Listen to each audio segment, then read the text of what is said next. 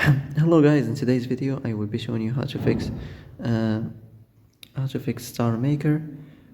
Um, isn't responding problem? So the answer is easy. Just go to the settings and then scroll down to the apps section, and then go to the search and search Starmaker, and then go to the storage, and here you will find this clear cache option. Click on it.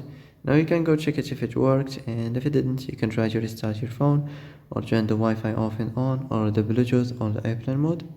Also, you can try to clear data, but be careful. If you clear data, all this application's data will be deleted.